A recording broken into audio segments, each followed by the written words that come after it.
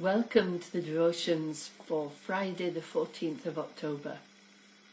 The set reading for today is from Matthew chapter 13 and verses 54 to 58.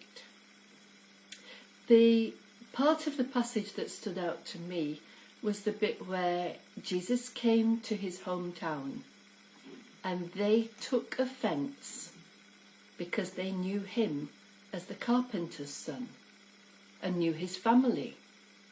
And he didn't do many deeds of power there because of their unbelief. You don't know my parents and you don't know my sister.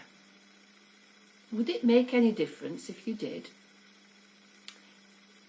You didn't know me as a nurse, sitting in the duty room with a mother grieving over her son, who was only 22 and had collapsed on the rugby field and then later died.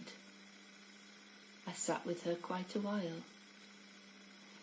You didn't know me as Sister Tutor, the fierce Sister Tutor, but the tutor who would endlessly explain how the body works and what happens when bits of it go wrong. Or principal tutor when I was disciplining a student for a grievous offence. When those of us who share our thoughts with you are known by you, does it influence you when you know our background? Does it make a difference? How easy is it for an ordained minister to be stationed in his or her home circuit when most people know them, compared to going to a place where their background is only revealed as much as they want it to be?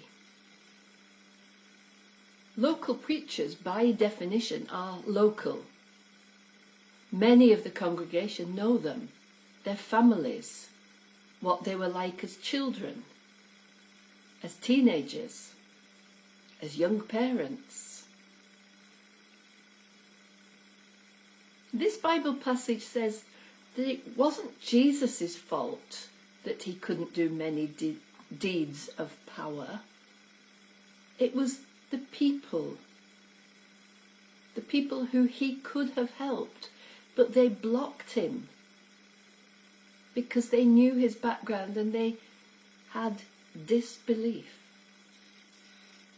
Do we sometimes block what God wants to do in our church because of the messenger?